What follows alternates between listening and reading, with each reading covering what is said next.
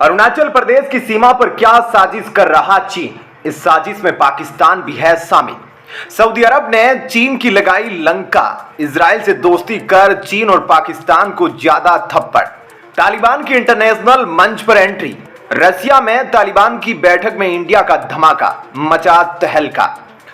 दोस्तों, चीन भारत को धमकाने के लिए भारत उससे बिजनेस या फिर इकोनॉमिक सेक्टर में आगे ना निकले, इसलिए चीन हमेशा भारत को डिरेल करता है, भारत को भटकाता है और अब अरुणाचल प्रदेश की सीमा पर एक ऐसी साजिश रच रहा है चीन, जिसमें पाकिस्तान भी शामिल है। दरअसल चीन trans Himalaya forum for international corporation का आयोजन कर रहा है और यह आयोजन नियंगची में किया जा रहा है, जो कि अरुणाचल प्रदेश बॉर्डर के काफी नजदीक है। और चीन ने इस आयोजन में हिस्सा लेने के लिए पाकिस्तान को भी आमंत्रण भेजा है।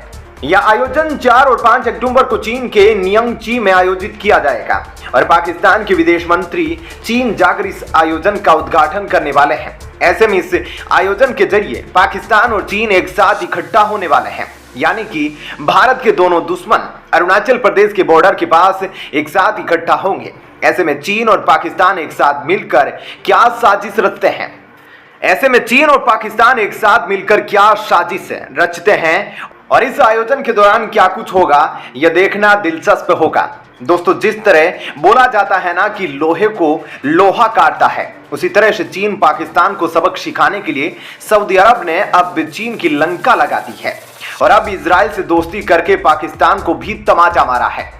आपको याद ही होगा कि अभी हाल ही में पाकिस्तान ने स्टेटमेंट दिया था कि अगर इजराइल अमेरिका की मदद करता है तो पाकिस्तान चीन का इजराइल है और पाकिस्तान हमेशा चीन का सपोर्ट करेगा। हालांकि पाकिस्तान तो चीन की कठपुतली बनकर रहता है, लेकिन अब सऊदी अरब ने क्या कुछ किया, इस बारे में आपको थोड़ा सा बताते हैं। दरअसल सऊदी अरब अब अपने दुश्मन इजराइल के साथ दोस्ती करने के बदले में अमेरिका के साथ नाटो जैसा एक सैन्य समझौता करने जा रहा है और इस समझौते के तहत सऊदी अरब की रक्षा की जिम्मेदारी अब अमेरिका लेगा और सऊदी अरब और अमेरिका के बीच होने वाला रक्षा समझौता कुछ हद तक नाटो की तरह होगा। ऐसे में इसे सऊदी अरब और अमेरिका के संबंधों में एक बड़ा उछाल माना जा रहा है, जबकि चीन हमेशा से यही कोशिश करता आया है कि वो खाड़ी देशों में अमेरिका की जगह ले सके और इसके लिए चीन ने सऊदी अरब और ईरान के बीच दशकों से चली आ रही दुश्मनी को भुलाकर दोस्ती भी कराई थी। इसके बावजूद सऊदी अरब ईरान को अभी भी अपने दुश्मन के तौर पर देखता है। हाल ही में सऊदी अरब ने कहा भी था कि अगर ईरान ने परमाणु हथियार विकसित किए तो उनका भी देश इसे पाने के पीछे नहीं हटेगा, जबकि चीन अपने आप को मध्य पूर्व का सबसे बड़ा खिलाड़ी बनाना चाहता था, क्योंकि पूरी दुनिया ऊर्जा के लिए इसी क्षेत्र पर निर्भर है।